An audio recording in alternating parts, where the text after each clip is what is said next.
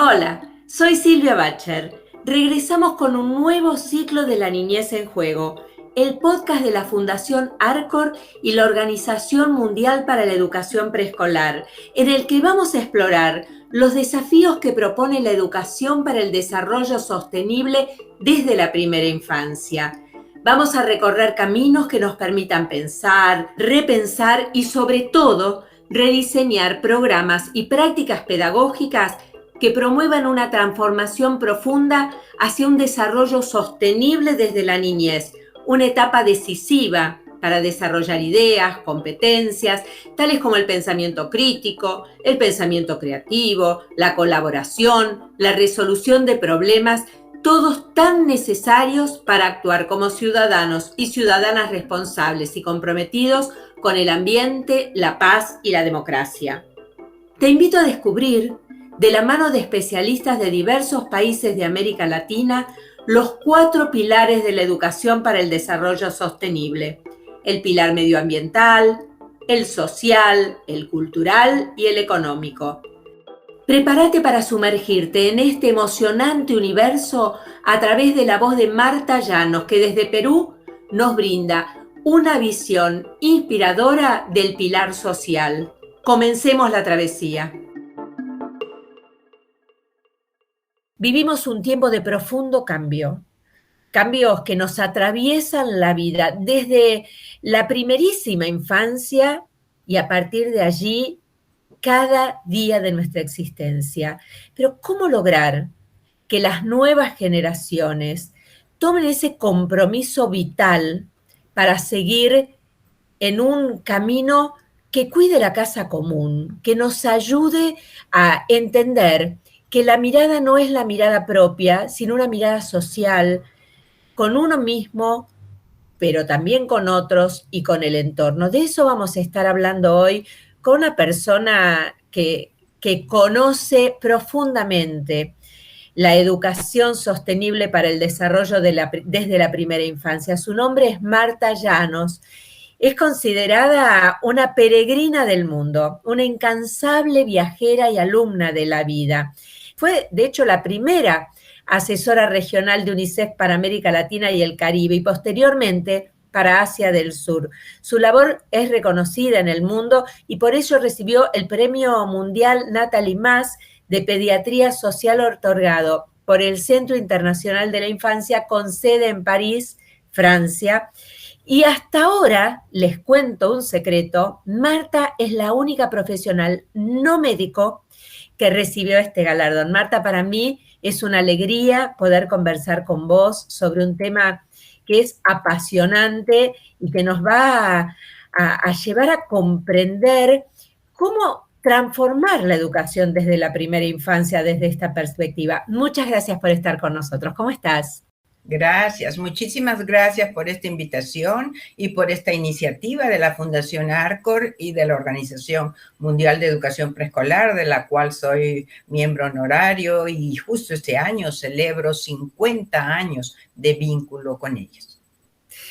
Bueno, la primera pregunta que te voy a formular es, ¿cuál es la transformación más grande desde la perspectiva que estamos hablando, la educación para el desarrollo sostenible desde la primera infancia, en estos 50 años?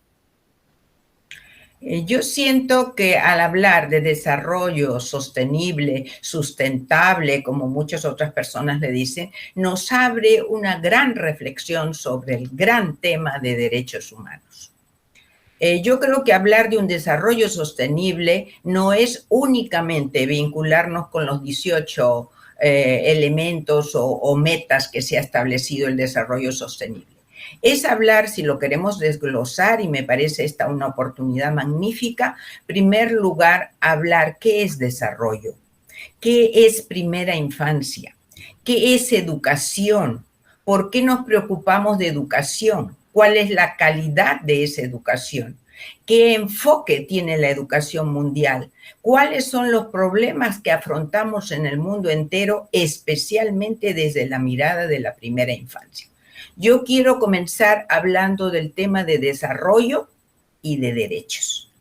En el tema de desarrollo y de derechos quiero traer a nuestro gran Amartya Sen. porque muchas veces los desarrollos los estamos midiendo en términos económicos y en términos estadísticos.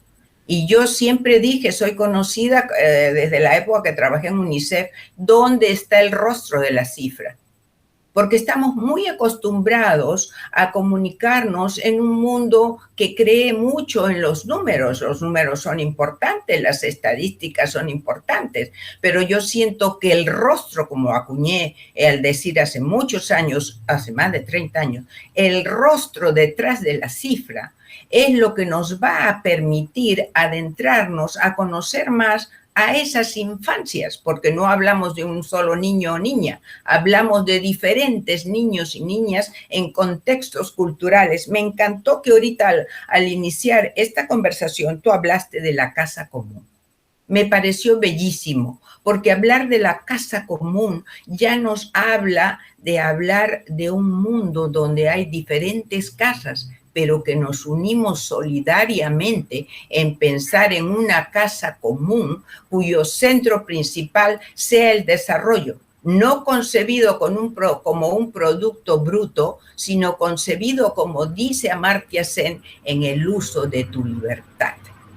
Yo creo mucho en esto, conocí a Amartya Sen hace muchos años, me encantó compartir con él, porque cuando pensamos en el término de libertad, entonces tu reflexión es mucho más profunda, tu análisis será también mucho más significativo, porque el término de libertad, tú podrás usar tu libertad cuando el mundo cumple contigo en tus derechos, no ya en tus necesidades, como hablábamos el siglo pasado, en tus derechos para saber que realmente el niño viene al mundo pleno de posibilidades. ¿Cuál es la respuesta de este mundo para que el desarrollo humano sea absolutamente pleno y sostenido a lo largo de tu vida? Es una pregunta que queda planteada. Ahora, mencionaste muchas palabras que son hilos sobre los cuales ir tejiendo la trama, ¿no? Pero mencionaste uno que yo no quiero dejar pasar, Marta, que es derechos. No necesidades, sino derechos. Ya nos queda claro esto de dónde está el rostro detrás de la cifra. Ahora, ¿dónde están los derechos y cómo ha cambiado el derecho a la educación en este sentido? ¿Qué pasaba hace 50 años con la educación para un desarrollo sustentable desde la primera infancia? ¿Estaba puesta en la mirada de la formación docente, en la mirada de la formación de las familias, o es algo que llega mucho más acá en el tiempo? Y en ese sentido, ¿en qué punto estamos? Excelente tu pregunta y la forma como vamos hilando esta conversación, porque en el fondo creo yo que intuitivamente, ya desde muchos siglos atrás, todos sabíamos la importancia de los primeros años de vida.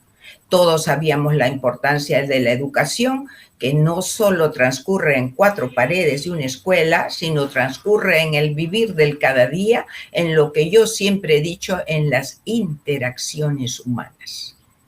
Ese es para mí un punto clave. Ahora, en términos de qué se proponía antes, por supuesto, la neurociencia ha venido a darnos un gran apoyo. Yo soy de la generación que nos tocó muchísimo encontrar argumentos para convencer al mundo de la importancia de los primeros años de vida.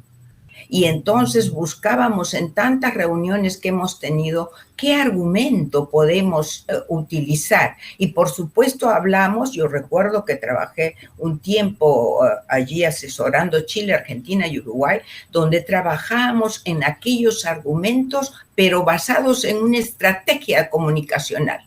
Porque el argumento que yo le presento a un político es diferente al argumento que le presento a una madre de familia, a un jefe de una comunidad, a una mujer en una olla común, a una maestra, etcétera, etcétera.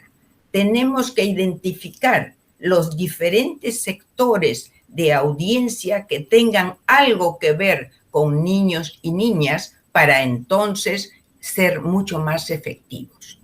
Ahora, debo decir que entonces el tema de neurociencias, el tema de las múltiples reuniones que hemos tenido pero que en eso también tengo yo una mirada muy crítica.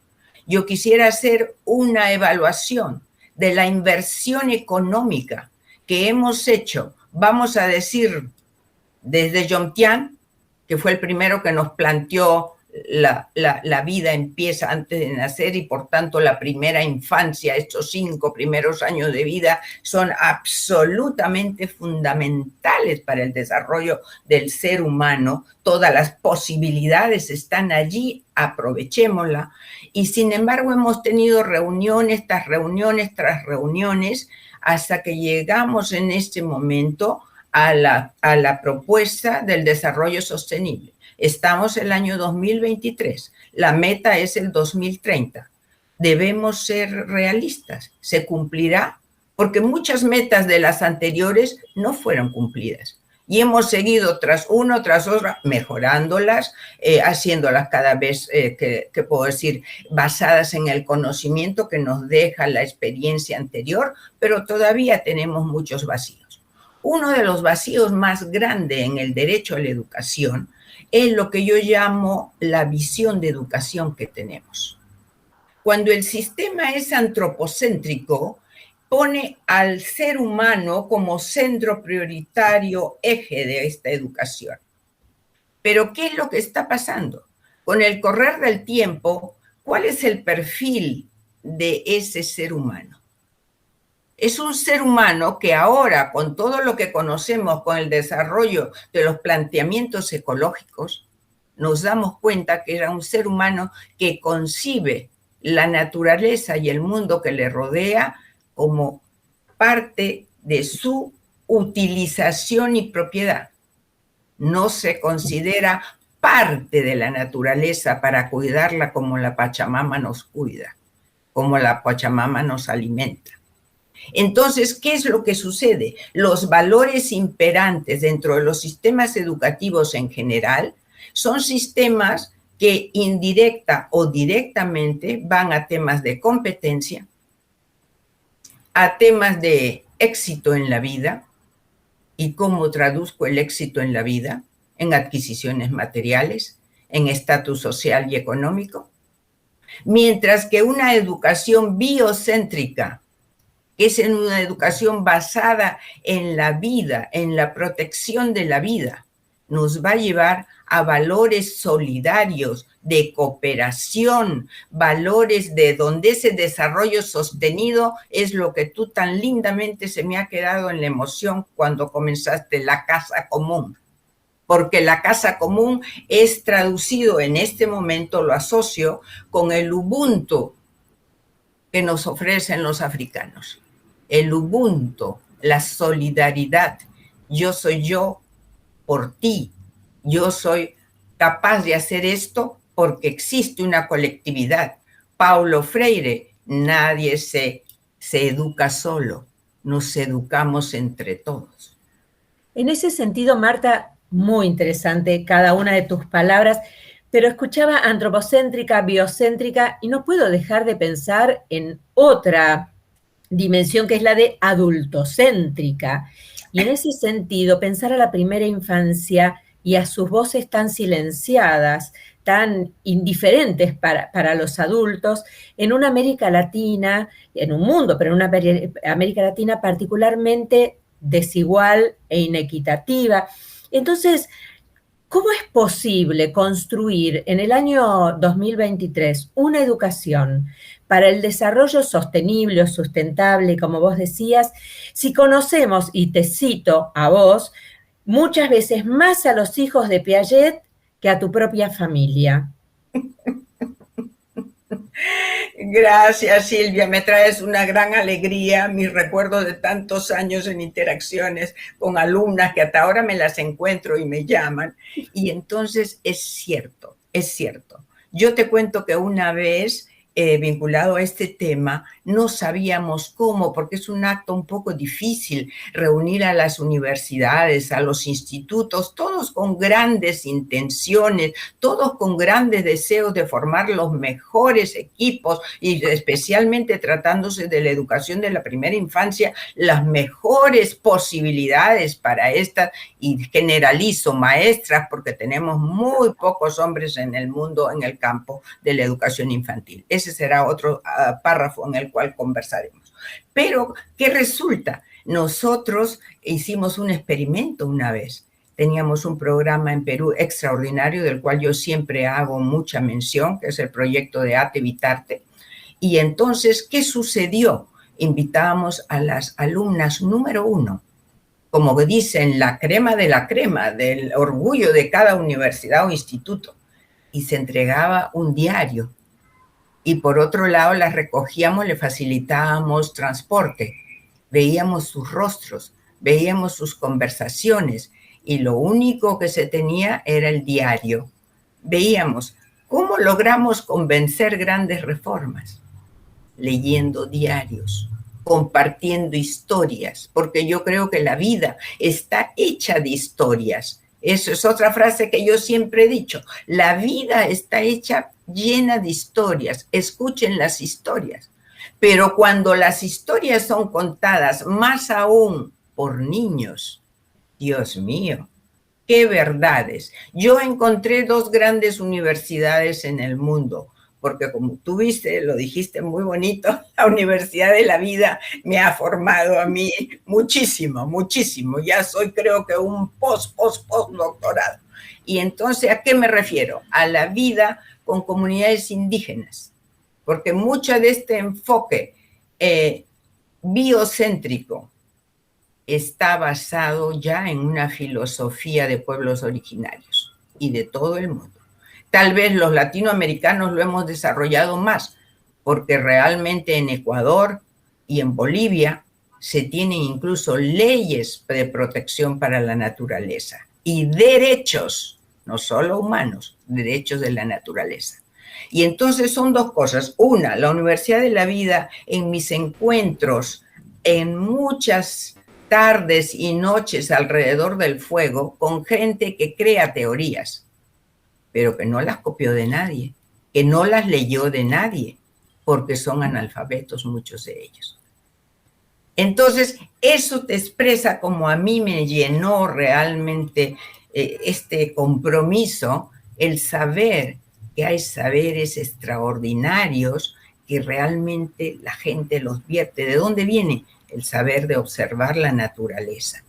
Y otro gran saber, escuchando a los niños. Yo en esta época de mi vida estoy absolutamente dedicada, uno, al arte y a promover, escuchar las voces de la infancia. Niños y niñas tienen una posibilidad extraordinaria de darnos tantas fuentes de conocimiento, de insumo y sobre todo de realidades que ellos pasan.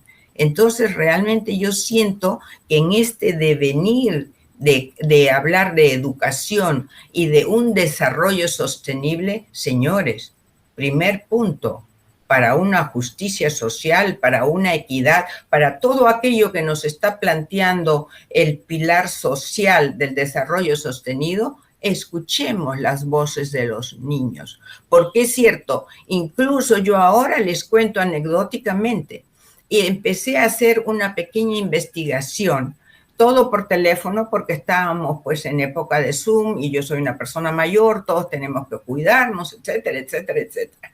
Y entonces yo preguntaba, ¿no? Bueno, a ver, ya, un Zoom, esta tecnología extraordinaria, ¿están padres o están maestros, maestras y niños? Entonces yo le decía, ¿no? Y me dirigía al niño o la niña. Bueno, ¿qué has extrañado más de este tiempo que has estado en casa? ¿Qué es lo que más te ha gustado? ¿Qué es lo que tú sería lo primero que harías el momento que vuelves a encontrarte con tus amiguitos? ¿Lo has hecho ya? ¿Ha habido alguna oportunidad de salir al parque? Etcétera, etcétera, etcétera. ¿Quiénes crees tú que eran los primeros que contestaban? Los padres, las maestras, Entonces yo decía, pero, y eran encima muchos de ellos que cuando hablaban a solas conmigo, abogados número uno de los derechos del niño.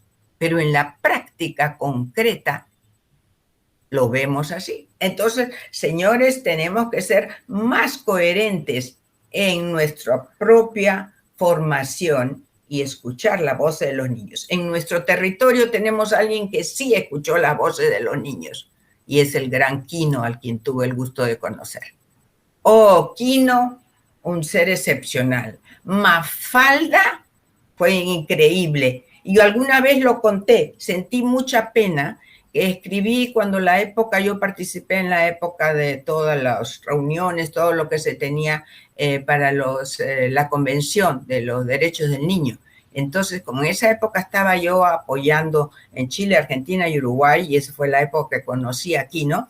Entonces, ¿qué pasó? Basado en la investigación que estábamos haciendo, reuní niños y entonces, claro, eran más grandecitos que los que trabajamos en educación preescolar, pero interesante porque entonces leímos los resultados, compartimos los resultados de la investigación sobre pautas de crianza, sobre métodos de nutrición, etcétera, en el Cono Sur con ellos. Y de allí salió una carta, pero ya les cuento la historia, la carta de los niños a los que deciden o que tienen que discutir sobre sus derechos. Una carta preciosa, pero cuando fue mandada, no voy a mencionar la institución, pero entonces la burocracia de una organización dijo, no, carta no, esto tiene que ser un memorándum. Entonces yo he pedido disculpas después de muchos años porque no tuve el valor de defender a mis niños, aunque lo dije. Los niños no saben escribir memorándums, los niños escriben cartitas. Segunda cosa, yo puse la foto de Quino, no porque a mí se me ocurrió, sino que me dio una súper alegría cuando les dije, niños y niñas, ¿quién creen que vamos a poner en esta carta que ustedes han escrito? ¿Quién es representante de todas estas cosas que ustedes sienten, quieren? ¡Uy! Unánime, Mafalda. Entonces se dan cuenta cómo estos niños tienen una idea muy clara de valores, de todo este perfil que estamos queriendo para el desarrollo sostenido.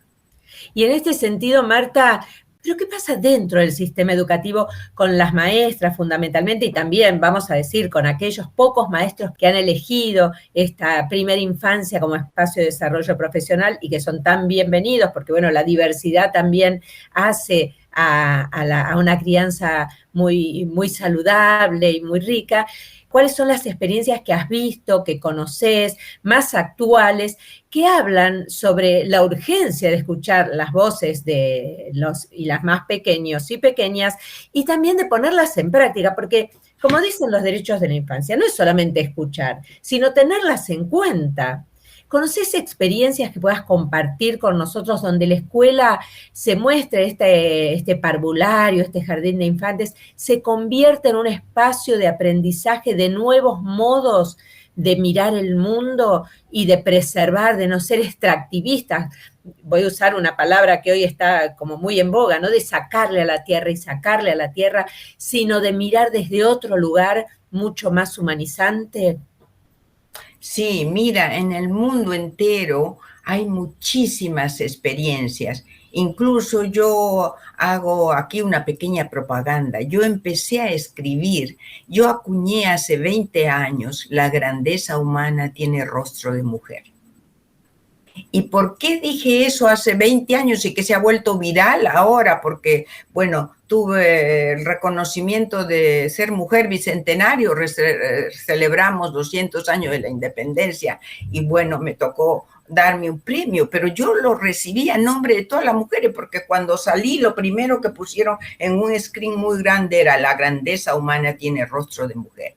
Y allí, refiriéndome a tu pregunta, me refiero especialmente a las maestras, a las mujeres de las ollas comunes, a las mujeres de los comedores populares, a las mujeres líderes comunitarias, etcétera, etcétera, etcétera. Yo siento especialmente, focalizándome ahora con las maestras, tienen un rol absolutamente decisivo, importante, y yo creo que el nivel de aprecio que debemos mostrar hacia ellas no va en relación con esa grandeza humana que tiene. No es nada fácil, especialmente tú me dijiste experiencias en este momento.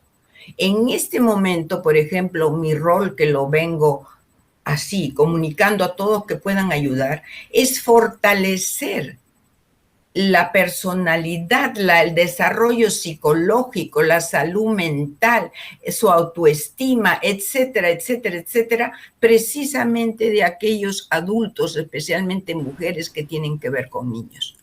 Las maestras, al igual que los padres de familia, han pasado, y todos hemos pasado, situaciones muy difíciles durante la pandemia. Y la pandemia es una de nuestras más extraordinarias maestras que tenemos en la vida. Yo creo que si analizamos todo lo que como cada uno de ser humano hemos pasado a través de esta pandemia, nos vamos a dar cuenta que ha sido realmente un libro abierto para cada uno. Entonces yo siento que, por ejemplo, en aquellos lugares que no solamente son lejanos, por ejemplo, hablamos ya, en una época se dijo la educación 100% de inscripción, todos deben estar inscritos en la educación, y cuánto nos alegramos de los datos estadísticos, ¿no es cierto? Volviendo a nuestra primera, correcto, pero yo que ando por el mundo, yo me entristecía, porque eran datos del 90%, 95%, pero veía a esos niños y especialmente las niñas que eran enviadas con tanto sacrificio de sus padres de familia, habiendo tenido que levantarse 2 horas antes, 4 o 5 de la mañana, para ayudar a cocinar, para cargar el agua, traer el agua, etcétera. ¿Y a dónde llegabas? A un colegio que se llamó colegio, por decirle que era un lugar de 4 paredes, que a poco se caía, que no había letrinas, era un lugar terrible. Yo llegaba incluso a unas reflexiones tremendas que yo decía, y al mandar a esa niña, a ese niño, ¿en qué estoy contribuyendo en su educación? ¿Cómo se sentirá ese ser humano de ir a un lugar que dice tenga obligación de ir porque los organismos internacionales están diciendo que debemos cubrir la cifra de 100%? Excelente, pero ¿a dónde llego? A un lugar que me demuestra soy incluida, soy apreciada, cómo me estima el mundo. Mejor me quedo ayudando a mi mamá o vengo aquí ¿a qué? Ahí es donde necesitábamos escuchar las voces de los niños. Yo escuché muchas voces de los niños y me alegró, por ejemplo, en Mozambique, encontrar una profesora que encima no era profesora graduada, certificada, con títulos. Eran esas personas que yo amo mucho, y no se me pongan celosas las profesoras, pero yo amo mucho a aquellas madres de familias, aquellas animadoras, promotoras, educadoras, en cada país tienen un nombre diferente, y siempre recordaré la de Mozambique. La de Mozambique sacó a sus niños debajo de un árbol y les contaba unos cuentos extraordinario, porque estando metidos en ese lugar que se caía a pedazos, realmente yo que estaba en mis reflexiones, ay Dios mío, pero ¿cómo pues eso? Sí, acá tienen un porcentaje X, pero ¿cuál es la experiencia básica? Eso es derechos del niño. Entonces yo digo, hay un derecho del niño, lo debo haber escrito por algún sitio porque ya son muchos años que estoy detrás de esto. Hay un derecho del niño que no ha sido escrito, pero que todo niño, te diría, es el derecho a tener unos adultos íntegros, armónicos, coherentes, que realmente entran en unas relaciones e interacciones significativas. con los niños y niñas. Eso es lo que sinceramente yo siento. Hemos avanzado mucho, pero con la pandemia muchas cosas se han retrasado. La violencia, por ejemplo, es una cosa tremenda. La violencia contra niños y niñas, el bullying entre los propios niños, y cuál es la actitud del adulto, y cuál es la actitud de las instituciones. O sea, yo siento que estamos en este momento en una situación tal que el mundo nos brinda unas posibilidades extraordinarias como un gran libro abierto y como un gran escenario de tratar alternativas de solución. Así como esa maestra en Mozambique, he visto en tantos lugares maestras haciendo tantas cosas y no solamente preocupándose de que si asumen ese rol maestra, entre comillas, es para enseñar y desarrollar continuamente la intelectualidad. Creo que gran parte del problema en la formación y en las currículas de los niños es el tema de que hemos priorizado demasiado la intelectualidad, lo cognitivo, y lo que el mundo nos está demostrando en esta crisis existencial que estamos teniendo es que, bien dijo Delors, 4 pilares, pero el pilar de ser y de convivir con los demás, señores, la mesa está desbalanceada totalmente. Se nos puede caer porque realmente estos 2 pilares no están cumplidos. Nos toca, este es el momento de hacer cosas en esta línea. En ese sentido, Marta, dado que los jardines de infantes, los parvularios, son lugares esenciales para experimentar nuevos modos de relacionarse con uno mismo, con otros, con el entorno, y que allí es posible descubrir otras perspectivas para mirar la calle, el barrio, la comunidad, en definitiva el mundo, te invito a que compartas algunas recomendaciones que consideres clave para educar hacia un desarrollo sostenible desde la primera infancia. ¿Puede ser? Bueno, recomendación clave es, en primer lugar, como ser humano adulto en interacción con niños y niñas, conócete a ti misma o mismo. Yo creo que conozco incluso grandes personalidades de educación, pero cuando ves la vida, por eso digo, la vida está hecha de historias, y cuando ves la historia de cada persona, y ahí escribí alguna vez artículos sobre lo que vendría a ser la psicohistoria, acuñada hace muchos años, y que realmente nos refleja. Yo puedo haber obtenido los títulos que quiera, tener los roles, etcétera, etcétera. Lo que interesa es tu vida. Por eso yo siempre me presento como una viajera. Soy una peregrina del mundo porque es el mundo el que realmente me ha permitido a mí ser una activista de paz. Y no soy activista de paz, soy una artivista de paz. Segundo lugar, echemos mano de las artes. Las artes han estado siempre allí, pero las artes siempre con esa prioridad de la intelectualidad, esa prioridad de que el éxito es que tienes que ser un Picasso, tienes que ser un Klimt o un Leonardo da Vinci. No lo sé, no. El arte es lo más extraordinario que hay, empezando por el arte de vivir. Entonces yo siento que el arte ha sido como la Cenicienta.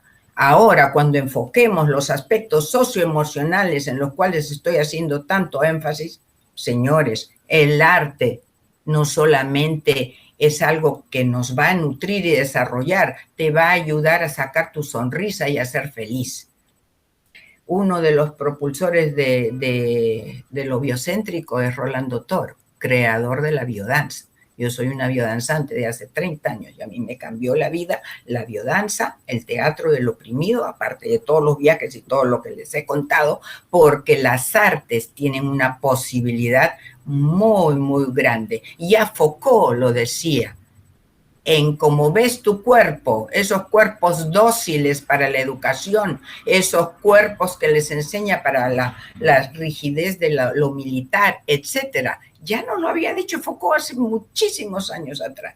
Realmente es muy interesante. Y otro tema es mostremos aprecio. Yo no sé cómo apreciar realmente a las maestras, a los adultos, digamos, en general, que entran en interacción con los niños. Para mí es lo más importante. Yo soy informada, felizmente tuve mucho privilegio en la vida, soy formada con Schaeffer de la línea de Bowlby en Inglaterra en el apego, el attachment. Acuérdate la teoría del apego que está revolviendo ahora. Y entre apego de Bowlby, profesor Schaeffer, y resiliencia con Cyrulnik y nuestra resiliencia comunitaria con nuestro gran amigo ya fallecido argentino Suárez Ojeda, realmente tenemos pues un cúmulo de posibilidades en donde el cimiento, estas semillas de grandeza humana, como yo digo, se acuñan desde la primera infancia y se acuñan precisamente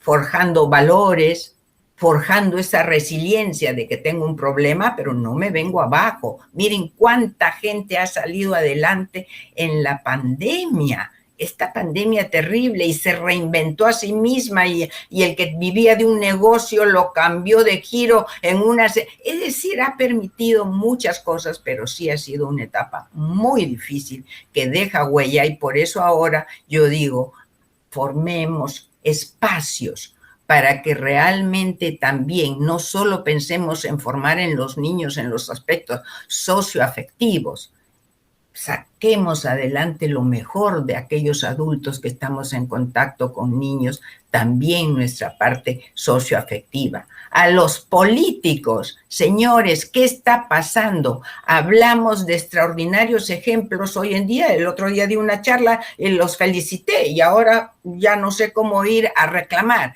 el uso de los espacios públicos. Yo me acuerdo siempre del gran Tonucci, y cuando fui a Italia vi un proyecto allí en acción de una cooperativa de construcción, construyendo casas y barrios de acuerdo a cómo los niños lo sueñan, lo perciben. Eso se llama escuchar las voces de los niños. Eso les pido. No solamente tendrán un momento maravilloso, sino que estarán solidificándose ustedes como adultos seres humanos y teniendo unas semillas fabulosas con los niños pequeños. Eso es lo poquito que podría decir. Como tú ves, tenemos para conversar mucho rato, y verdad, felicito a las instituciones que hacen posible que podamos conversar, debatir, reflexionar sobre este tema. Y visibilizar este tema, Marta Llanos, esa es un desafío enorme, llevar estas voces diversas, experimentadas y frescas que nos ayuden a comprender cómo avanzar en y cómo transformar y rediseñar la educación con una perspectiva que nos tiene que atravesar la vida entera. Por eso la primera infancia es aquí, lo mencionaste vos allí, como una semilla, esa semilla en la cual aprender, reaprender a amar este mundo con cada una de las personas en la riqueza de su diversidad, en la riqueza de la multiculturalidad desde la primera infancia. Y en ese sentido, Marta, agradecerte muchísimo. Sos una incansable viajera, una peregrina del mundo. Y hoy tu estación fue este podcast que busca llevar, justamente, dar visibilidad a un tema clave para que las infancias también, los seres humanos, desde la primera infancia, tengan derecho a la felicidad, tengan derecho a la inclusión y derecho a la igualdad. Así que te agradezco muchísimo en nombre mío, en nombre de las organizaciones que llevan adelante este espacio, por haber sido tan generosa en tus ideas y tus palabras. Solo para terminar, y para que terminemos sonriendo, les cuento una anécdota. Hace muchísimos años yo era la coordinadora nacional de educación, un programa de educación inicial como incentivo para el desarrollo comunitario. 1000 comunidades de nuestra serranía andina en el Perú. Entonces, ¿qué pasó? Fuimos a las diferentes, bueno, formamos, era un proyecto de educación no formal. Yo creo muchísimo en la educación no formal. Soy de una línea freiriana, como ya te habrás dado cuenta, totalmente vinculada a Paulo Freire, a quien conocí en Nicaragua en las cruzadas de alfabetización. Entonces, ¿qué es lo que sucedió? En este concurso, 1000 comunidades les explicamos lo que se trabajaba con los niños, etc. Nos llenamos como 5 salas de materiales de desecho, cositas hechas por las comunidades, olvidadas, pero imágenes lejísimas. Y entonces llegó el día, el primer premio era $30, el equivalente, el segundo premio 20 y el tercero 10. Y entonces ese día nunca vi a mi contadora más preocupada que nunca y me dijo, doctora Martita, hay un gran problema, ¿qué hacemos? Yo le dije, ¿problema? ¿Qué pasa si todo el mundo está contento con tanta cosa? Me dijo, ¿cómo le vamos a dar $30 al primer premio y 20 y 10? ¿Por qué? Le dije, al contrario, es poco. Me dijo, no, cada premio no llega ni a $2. Pero ¿cómo que no llega a $2? Entonces mi frase célebre, le dije, mi querida amiga, ¿te has dado cuenta qué precio le vamos a poner, qué valor a la creatividad?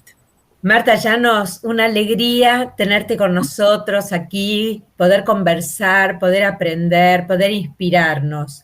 Muchísimas gracias por haber estado con nosotros. Muchísimas gracias y a todos. Muchas gracias. Muchas gracias por acompañarnos en este viaje. Y te digo que si querés seguir indagando sobre este apasionante tema, te invito a visitar el libro digital Mi patio es el mundo, que refleja el trabajo que llevaron adelante en alianza la Fundación Arcor con la Organización Mundial para la Educación Preescolar, la OMEP. Este libro recupera valiosos relatos vinculados a las experiencias desde la perspectiva de la educación para el desarrollo sostenible realizadas en jardines infantiles y parvularios de Argentina, Brasil, Chile, Paraguay y Uruguay. Propuestas para la educación para el desarrollo sostenible de la primera infancia. Podés encontrar el libro tanto en la página de la Fundación Arcor, www.fundacionarcor.org, como en la página de la Organización Mundial para la Educación Preescolar, www.omepworld.org. Y nosotros nos encontramos muy pronto para seguir descubriendo este maravilloso desafío que es educar a la primera infancia para el desarrollo sostenible. Y recordá que podés suscribirte y enterarte antes que nadie de los nuevos episodios.